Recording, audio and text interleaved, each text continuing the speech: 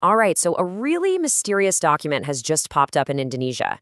It's proposing a new law that a lot of people are calling a foreign agent bill. And while this thing could totally redefine the rules for free speech online, it's already sparked a huge debate. So let's get into it and figure out what's going on.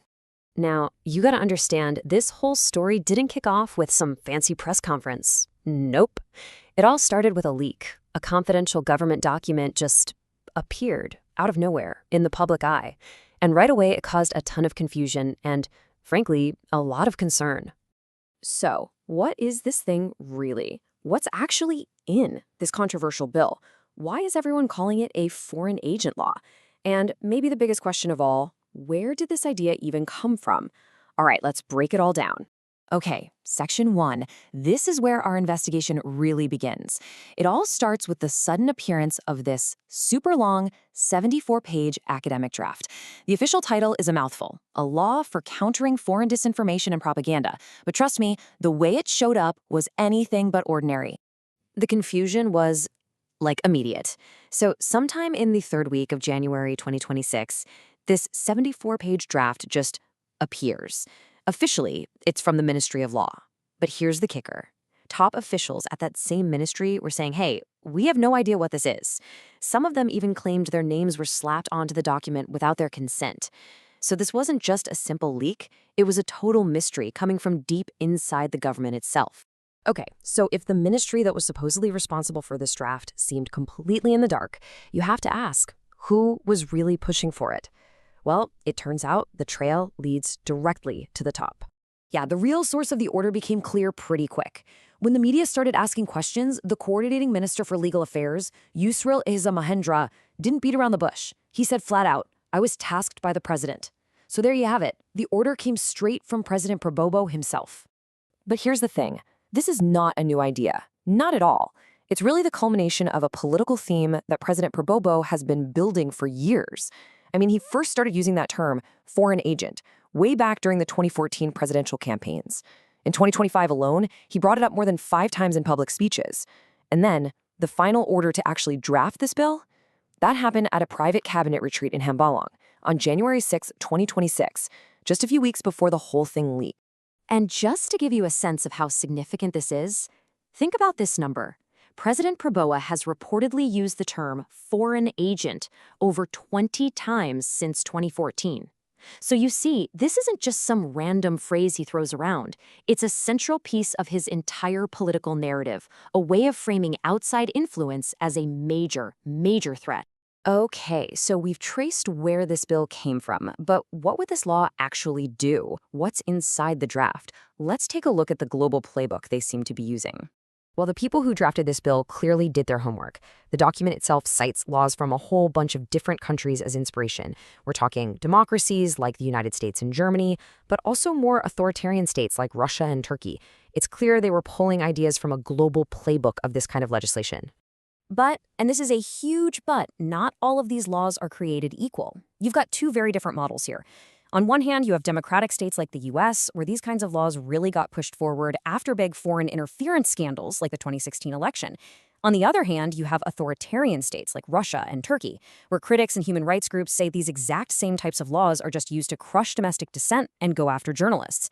So yeah, the model you choose to follow, it really, really matters. So let's get into the nuts and bolts of what's actually proposed in the Indonesian draft. First, it would create a brand new government body, and its job? To be the one and only decider of what is or isn't propaganda. Second, it would give that body the power to force social media platforms to take down any content they deem harmful. Third, it proposes linking social media accounts to your national ID number, which would make tracking users a whole lot easier. And finally, it plans to use the new criminal code to slap on clear criminal penalties for anyone who breaks these rules.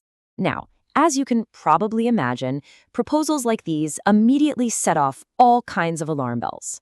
The backlash was fast and it was fierce, and it wasn't just coming from activists, it was coming from inside the political establishment too. And really, this is the one question that's at the absolute heart of this whole controversy. Who decides what's propaganda? I mean, think about it. It's an incredibly subjective term, right? What one person sees as a patriotic message, someone else could easily call propaganda. So who gets to be the final judge? Well, under this proposed bill, the power structure is super centralized. Here's how it would play out. Step 1, a new government body gets to make the final call. Step 2, social media platforms are then ordered to take down the content, no questions asked. And step 3, the users or any critics could actually face criminal charges. It's a pretty straightforward process with very little room for appeal. And get this, even members of Indonesia's own parliament, the DPR, were totally caught by surprise, and they have some serious concerns. First, the definitions are just way too vague. What even is propaganda? Second, they point out that it seems to overlap with laws that are already on the books, like the ITE law. And third, and this is a big one, there was zero consultation. This bill wasn't in the national legislative program. It was just cooked up in. So, what's the government's official justification for all this? Well, according to the draft itself, the argument is that existing laws, even things like the press law, are just not enough to stop the spread of modern disinformation. They're making the case that a much stronger, more centralized tool is absolutely necessary. Okay, let's step back for a minute and look at the bigger picture here. Because beyond all the legal jargon in the draft, a lot of analysts see a very clear political strategy at play. It's a classic political strategy you might have heard of, creating a common enemy. The idea is pretty simple. A leader manufactures some kind of threat, either external or internal, to unify the public behind them. In this case, that threat is the so-called foreign agent. It's a way to consolidate power, build trust, and rally support. And this quote from a Tempo podcast analysis really nails it. They point out that the foreign agent is never actually clearly defined. And that's what makes it such a powerful political tool. It's flexible. You can use it to label basically any opposition you want. As the analysis suggests, that vagueness, it's not a bug, it's a feature. So, as this bill moves out from the shadows of a secret draft and into the light of public debate, it really all boils down to one fundamental question. Is this a necessary shield to protect the nation? Or is it a powerful new tool designed to silence dissent? The answer to that question is going to shape the future of free expression in Indonesia for years to come.